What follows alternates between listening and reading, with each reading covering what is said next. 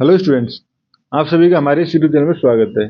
Students, हम theory of equation and symmetry जो कि बीए प्रोग्राम थर्ड सेमेस्टर का पेपर है, मैथमेटिक्स के साथ ऑफर किया जाता है।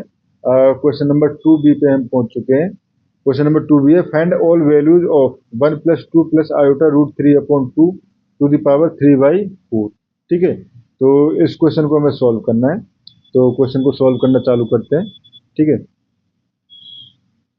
तो स्टूडेंट्स अगर हम क्वेश्चन को ध्यान से देखें तो क्वेश्चन क्या है हमारे पास, 1/2 प्लस, ठीक है, आयोटा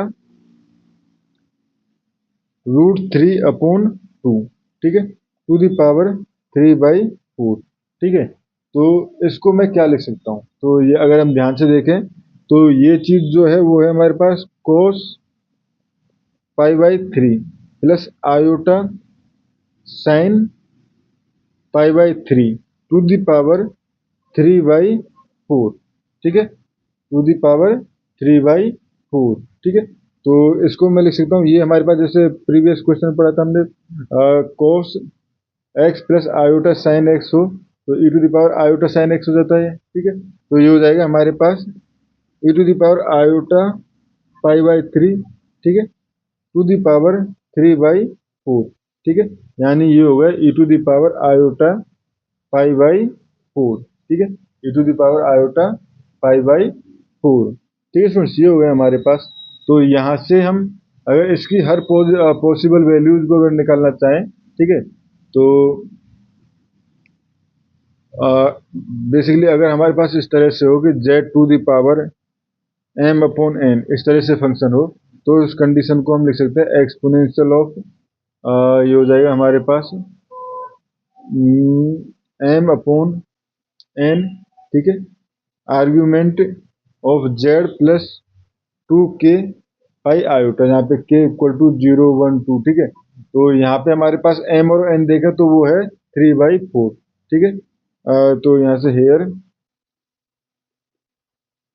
एक्सपोनेंट इज 3/4। ठीक है, तो e to the power iota π/3 to the power 3/4 equal to, ठीक है, ये हो जाएगा e to the power iota 3/4, ठीक है, π/2 प्लस 2k पाई। ठीक है, जहाँ पे k = 0, 1, 2 एंड 3, यहाँ तक कि बेसिकली जो n है उस तक, यहाँ पे 4 तक। ठीक है, तो ये हो गया हमारे पास।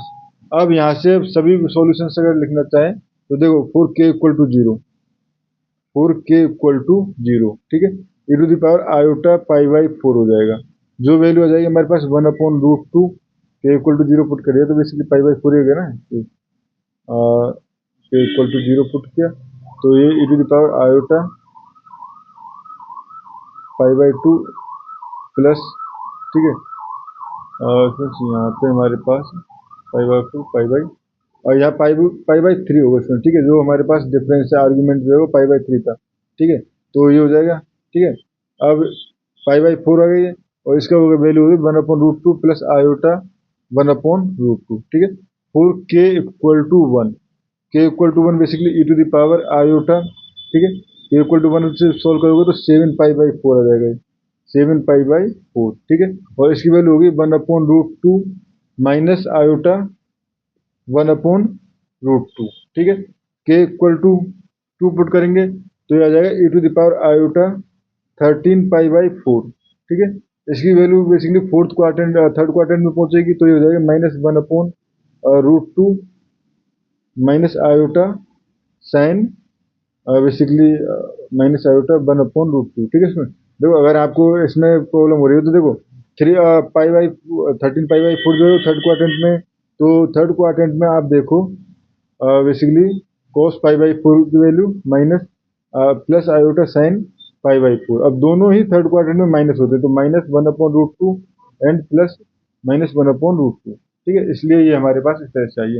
एंड फॉर k = 3, ठीक है, e to the power iota 19π/4। ठीक है, तो ये हो जाएगा हमारे पास स्टूडेंट्स कि जब आप इसके फोर्थ क्वाड्रेंट में वैल्यू चेक करोगे तो साइन जो है वह नेगेटिव होता है, -1/√2, सॉरी कोस जो है नेगेटिव होता है। ठीक है, और साइन जो है वो पॉजिटिव होगा, तो प्लस आयोटा 1/√, ठीक है। तो ये स्टूडेंट्स हमारे पास इसके सभी रूट्स आ गए, ठीक है। तो इस क्वेश्चन में हमें इतना ही करना था। Thank you.